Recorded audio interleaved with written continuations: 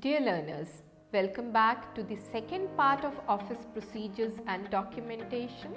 And in this we would be discussing different aspects of the society and the formation of a company, not-for-profit company. We'll see certain examples and we'll try to understand that why we require certain procedures and documentations. In the previous section we did learn about the trust and what are the bylaws, and in this section we will try to find out what are the documents which are important for registering a society or a company.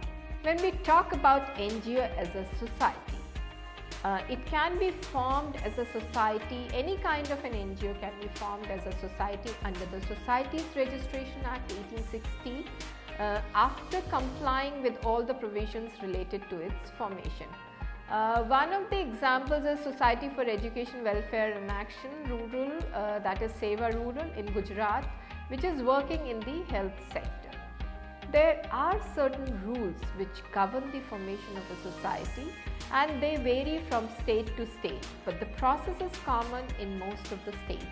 Every state is governed by the Societies Registration Act 1860, but there are certain provisions which is provided by the state to the formation of society, and they have to, any organization or any NGO which is going to be formed as a society has to comply with those particular rules and regulations of that individual state. When we talk about certain documents which are required to form a society, again in this also we have Memorandum of Association which has to be in duplicate and it has to be neatly typed with pages serially numbered. Now this sounds quite mundane, that why neatly typed in pages serially numbered, but when we talk about the legalities, everything has to be in proper order or everything has to be in legible form. So that is why neatly typed and serially numbered, so that the miscommunication is not there. The bylaws, the rules and regulation of the society has to be in duplicate. There should be a covering letter which mentions that it is requesting for registration, and the body of the letter should have various documents annexed to it as enclosures or attachments.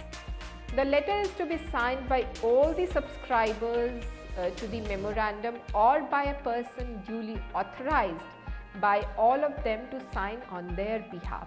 Now in this case, the signatures part, if you see the bylaws, if you see the earlier session and if you go through that the website, you will find there is a certain article where the members should have a consensus for authorizing certain person to sign on their behalf. So these bylaws are very important to be understood while forming a society. These are certain contents of the Memorandum of Association while forming a society. We'll just scan through these contents. First is the name of the society, the objects of the society, just similar to trust. The names, addresses, occupation and signatures of the persons who have joined together to form the society. It must be ensured that the Memorandum of Association is typed on a stamp paper of a specified value before execution. Now this is the legal document. So that is why it requires all legalities to be in proper format and completed. The memorandum should be signed by all the persons, because in our society there should be minimum of 7 persons for joining the society and forming a society, and it has to be witnessed by 2 persons. These are certain bylaws of the society. First is the name of the society. Now if you go back to the bylaws which I was discussing in the earlier session, you can find which article it is associated with. It has to have the name of the society, the address of the registered office, the name of the person to sue and to be sued on behalf of the society, method of enrollment of members, method and obligations of members, manner of transaction of business of the society, the methods of investment of society funds, everything has to be in detail. It has to be mentioned in clarity that this is the way the members have been enrolled, this is the procedure which has been followed for enrolling the members, and this is the procedure, this is how the business of the society would be transacted, and this is how the funds would be procured. And if the society is to be dissolved, then what are the ways of dissolution of the society? The provisions of disposal of property on dissolution has also to be given. So that means it has to be futuristic as well, in case some problem comes, how this can be curtailed or how this problem can be solved without any fights or without any legal loopholes. There are certain other provisions of the society also. The first provision is relating to the admission of members, the age limit and cessation of members, that how you can cease the membership of that person, because if that age is reached, then that the person ceases to be the member of that society. So all these documents have to be provided before going for registering the society under the Societies Registration Act. Then there is a membership fees also, proceedings including voting by members, the general body meetings, the proceedings of the meeting of the governing body, the duties and powers of the office bearers has to be mentioned clearly. When one registers for a society, the registrar has to be satisfied with the documents filed. This is very important because if the registrar is not satisfied, then the registration may not be approved. So registrar has to be satisfied, and if he or she requires the applicant society to deposit the registration fee, and after the registration formalities are completed and the registrar is satisfied, then as per the provisions of the Act, then she or he issues a certificate of registration and copies of the rules and regulation and memorandum certified, so that the transparency amongst the members of the society is maintained. Now this is an example of a society, spread.org.in, and if you see this example, you will find how it has been formed. Let us now see the example of a society which is important to understand the concept of society, which we have already gone through. And this is the example from an organization known as Spread, and I have taken the source from their website as spread.org.in. and if you see this organization, you will see that even the logo, the acronym, the logo, everything has a meaning to it. And if you see who we are, you will find their details about this society, and this gives the detail what they do, what are their programs, what are their intentions, and what are the causes they are working for. So they have certain program, and now this is a typical society which is being set up in a rural village to empower the marginalized communities of undivided Koraput, a small place in Odisha, and they have the different localities like Bolangir and Kalahandi districts also, where you find lot of tribal population, and they have been working tirelessly for these workers.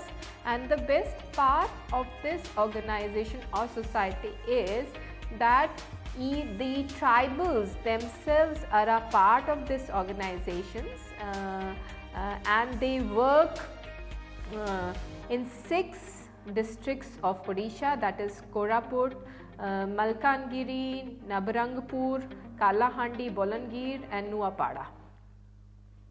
The target communities of this society are the vulnerable tribal groups, which are like Bonda, Chukia and Hunjia. Tribal communities. There are other tribal communities also which are included into it because they are very underprivileged, and this has been the idea of Mr. Bidyut Mohanty, and who is the secretary and head founder of SPREAD. And he, while studying in tribal studies, he had this idea of forming this organization, and as you see, as we have seen in trust, and as you see, we have the partners related to it like Azim Premji Philanthropic Initiatives, and Child Rights and You. So there are partners which are associated with this organization, and they are working towards the benefit of the society. Now coming to the another aspect, like how the NGOs, they act as company. This we'll just see it in brief. First of again, the rules and procedure regulations are almost similar. Only thing is the registration has to be under a different act. First of all, the NGO has to choose the name of the company, the draft. They have to draft the company deed. Just like the trust deed, there is a company deed which gives the details of the bylaws of the companies, and there are 3 sets of printed memorandum of association as per provisions of the act. Details of all the promoters and proposed directors is also given, and details of assets and liabilities of the company is to be given. If the NGO is registering as a company, then it also has to estimate the future income of the company, how much income would be generated from the company, though it is a not-for-profit company, but there are certain investments which needs to be made, so future income of the company has to be estimated while applying for the registration. The sources of income has to be specified, where from the money is going to come and where the money will go. In all the 3 cases, trust, society and company, the source of income and the objects of expenditure has to be shown, that for what purpose, what causes these things are to be mentioned. The brief of the work done by the association and proposed work to be done after registration as per the provisions of section 25 or section 8. Now in present times it's section 8. And what is the ground of application, why this NGO wants to become a company, that is very important.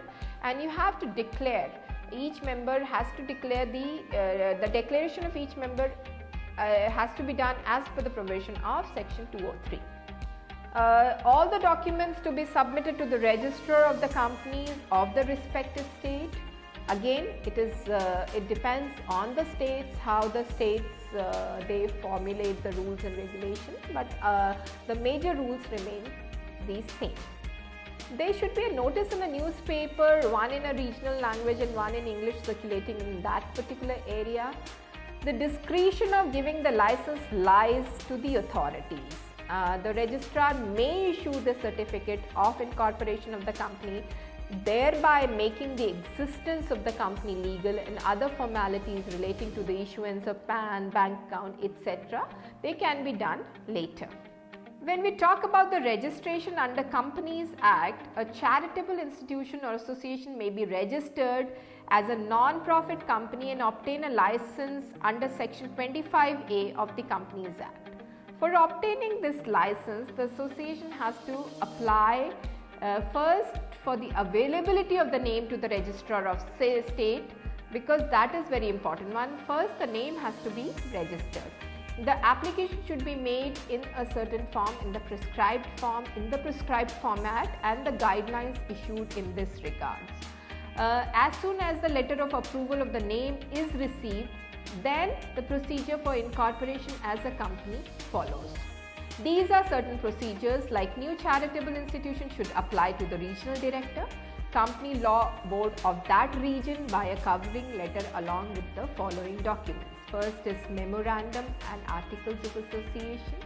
of the proposed company, list of names, addresses, description and occupation of the promoters in 3 copies, list of companies, association and other institutions in which promoters are directors or hold responsible positions. Everything has to be provided in detail.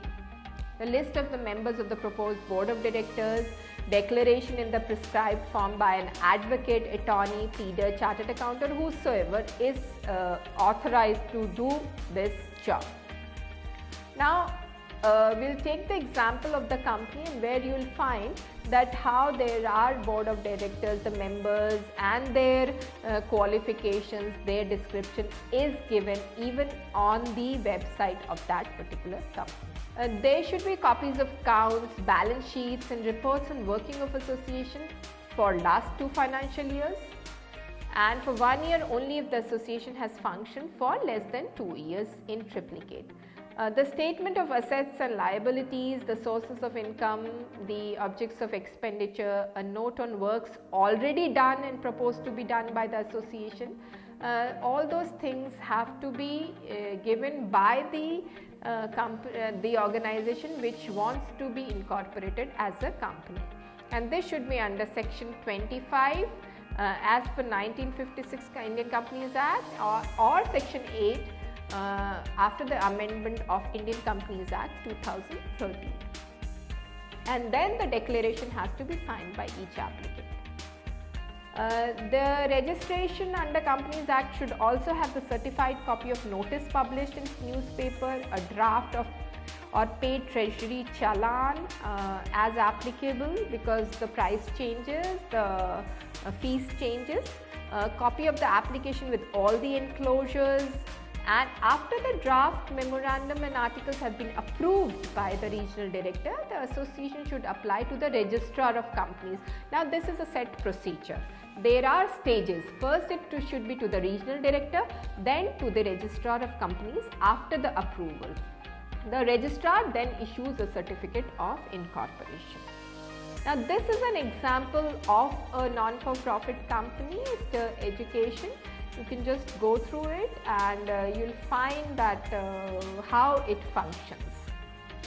Let us now take the example of a not-for-profit company, and this is known as Stir Education. I have taken the screen recording from their website stireducation.org. And the interesting part of this company is that it all began in 2012 with 25 teachers in Delhi, India. And the interesting part is that these teachers were not so creative when they were teaching, but then this organization stirred in them the inherent skills they had, and then they became the part of this organization or this company, and now it is one of the best example of the leadership education which it is providing to others and imparting education to others also. Now they have this concept of lifelong learning, and it was founded by Mr. Sharad Jeevan, who had an idea of starting an organization where it focused on finding promising micro innovations from teachers, and the pilot study taught them that this focus was misplaced, but by accident they could come across the creativity within the teachers, and then they started this trial took a form of a full-fledged organization, and with the government support they have been supporting 70 schools.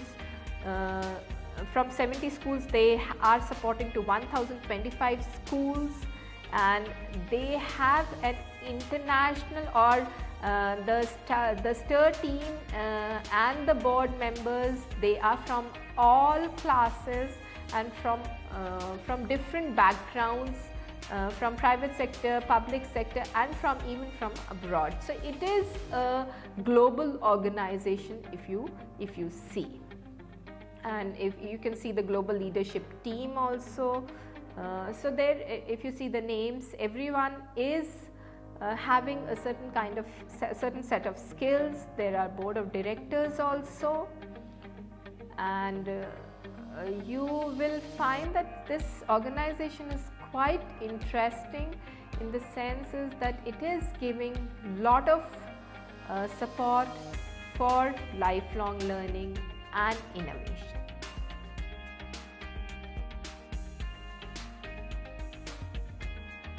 This is a small table of the comparison of the registration of NGOs under trust, society and not-for-profit company.